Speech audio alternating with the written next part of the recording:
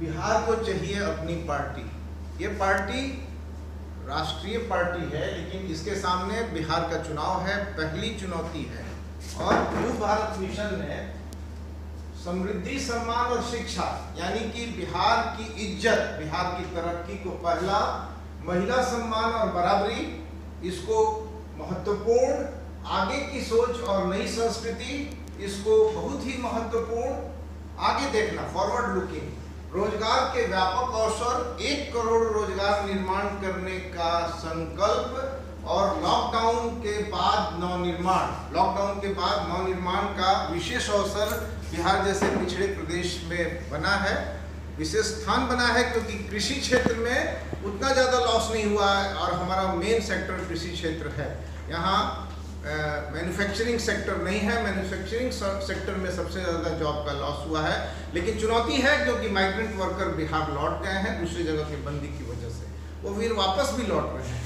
तो मैं फिर आता हूँ महिला सम्मान के मसले पर। मैं आपको ध्यान दिलाना चाहता हूँ और आप याद कीजिए कि महिलाओं को अपनी पार्टी में हम लोगों ने जितनी महिलाएं शामिल हुई हैं एकदम श्रेष्ठ स्थान दिया है।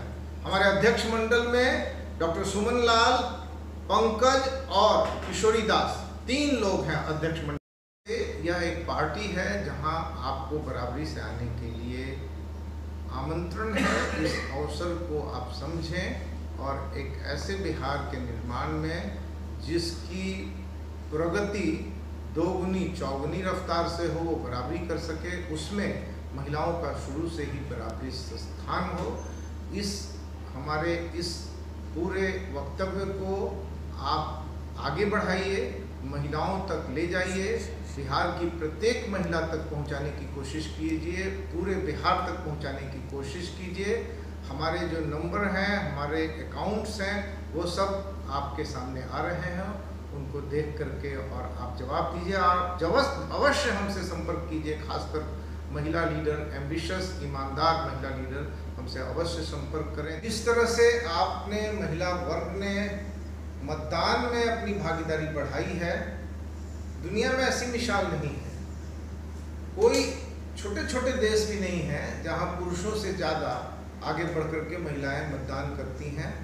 बल्कि पहले तो जब शुरुआत हुआ मतदान का अधिकार, जनतंत्र, मॉडर्न डेमोक्रेसी, महिलाओं को वोटिंग राइट नहीं था।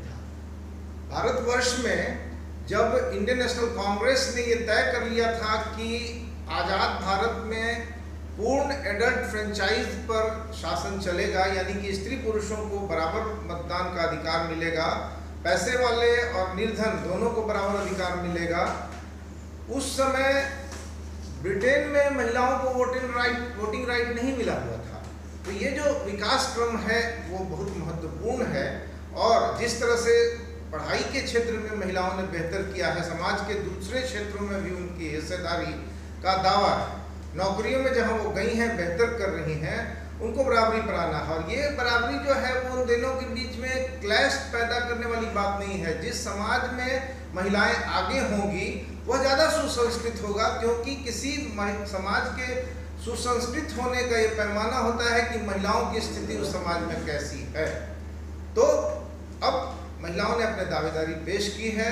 मैं आपके सामने निवेदन करता हूं कि राजनीतिक क्षेत्र में एक उचित पार्टी में, उचित परिवेश में आप बराबरी से भागीदार हों। और न्यू भारत मिशन ऐसी पार्टी है जिसने अपने घोषणा वेट अंटिल डार्क एक फिल्म का नाम है, जिसमें एक अंधी औरत स्मगलर्स से जो उसके घर में घुस आए हैं मुकाबला करने के लिए अंधेरा होने तक इंतजार करती है, और वह शाम में सभी बल्ब अपने घर के फोड़ देने के बाद एक केरोसिन सिलेंडर लेकर के उनसे मुकाबला करती है। तो यह समाज के संदर्भ में मिसाल नहीं है। हम अंधेरे होने तक इंतजार नहीं करेंगे। जो समाज आगे बढ़ने की कोशिश में है, होड़ में है, जो समाज प्रतिस्पर्धा कर रहा है, जो समुदाय कुछ अच्छा कर रहे हैं, उनके बारे में समुचित प्रोग्राम होना चाहिए जनतांत्रिक परिवेश में। तो महिलाएं शिक्षा के क्षेत्र में, लड़कियां, युवतियां शिक्षा के क्षेत्र में सभी जगह और बिहार में भी बेहतरीन प्रदर्शन कर रही हैं। आकांक्षाओं के मामले में उनकी आकांक्षाएं ऊंची हैं। वो एस्ट्रोनॉट बनना चाहती हैं, वो शिक्षक और डॉक्टर तक पहले जो कहा करती थी वहाँ सीमित नहीं है।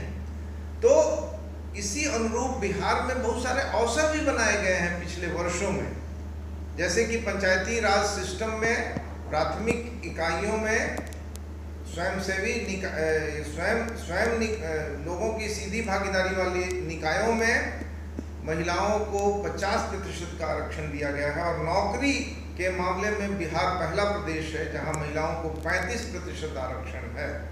अब हम ये बात कह रहे हैं कि एक समुचित परिवेश हो जिससे महिलाओं को जो प्रोत्साहन मिला है उसके अनुरूप उनका विकास हो, उनका स्थान हो, उनका से हो, और उनका जब से बढ़ेगा, उनका स्थान बढ़ेगा तो समाज के निर्माण में महिलाओं की भूमिका बहुत प्रखर होगी और यह समाज को सुसंस्कृत बनाएगा। किसी भी समाज को सुसंस्कृत और बुरा इस दोनों में तुलना करना है तो वहाँ की महिलाओं की स्थिति से इसको आंका जाता है।